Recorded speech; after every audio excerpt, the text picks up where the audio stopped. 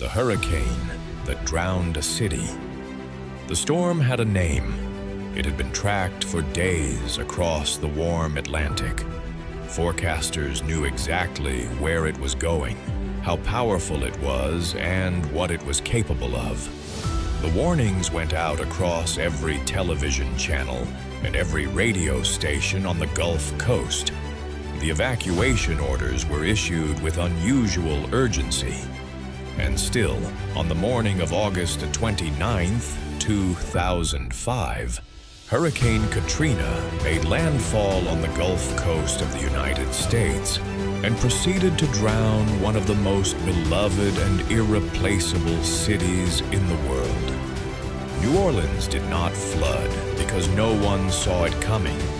It flooded because of decisions made over decades about levees, about funding, about evacuation, infrastructure, and ultimately about which communities the system considered worth protecting. Katrina was a natural disaster layered on top of a man-made catastrophe that had been building quietly for a very long time. This is the story of the storm that drowned a city. New Orleans sits in one of the most geographically precarious positions of any major city on Earth. It is built on a bowl of land surrounded on nearly every side by water.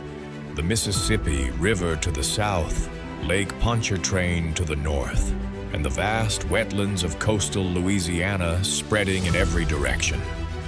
Much of New Orleans sits below sea level. Some neighborhoods sit as much as 10 feet below it.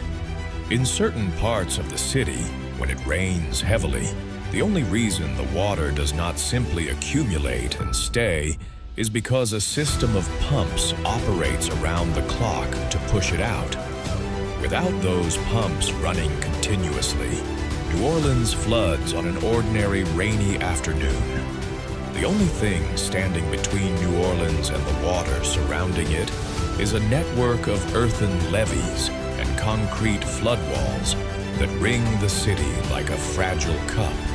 For decades, engineers and scientists had warned that this system was not strong enough to survive a direct hit from a major hurricane. The failure scenarios had been modeled in detail. The cost of proper reinforcement had been calculated and submitted in formal government reports. Funding requests went in year after year. Year after year, those requests were partially funded, delayed, or passed over in favor of other priorities. The system that existed on August 28, 2005, was the accumulated result of decades of inadequate investment in a city whose survival depended entirely on nothing being inadequate. When Katrina formed over the Bahamas in late August 2005 and turned into the Gulf of Mexico, it found water temperatures unusually warm, even by Gulf standards in late summer. The storm absorbed that thermal energy and exploded in intensity at a rate that alarmed even veteran meteorologists. Within 24 hours of entering the Gulf, Katrina had become a Category 5 hurricane with sustained winds of 175 miles per hour, one of the most powerful Atlantic hurricanes ever recorded in history. The forecast track left no room for optimism. Every major computer model pointed directly at New Orleans. The National Hurricane Center's communications described the potential for catastrophic, unsurvivable storm surge. For a weather agency known for careful and measured language, the warnings were unusually stark and direct.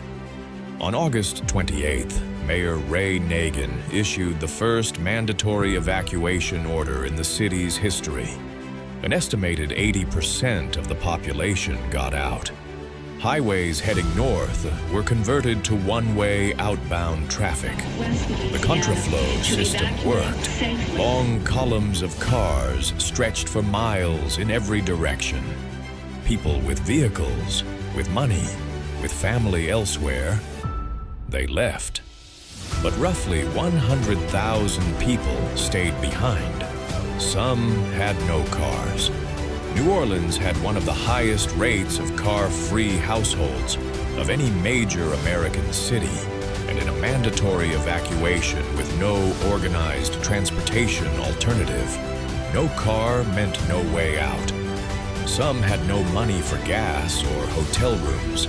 Some were elderly or sick or confined to hospitals and nursing homes whose patients could not be moved safely in the time available.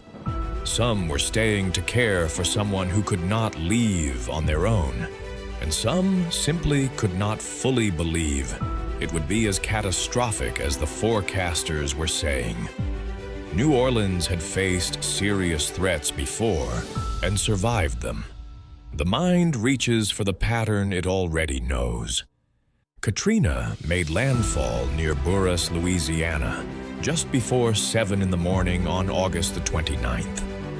The storm had weakened as it crossed the coast, settling at a powerful Category 3, but its enormous physical diameter meant the surge it had been pushing ahead of it for hundreds of miles was devastating on a wide scale.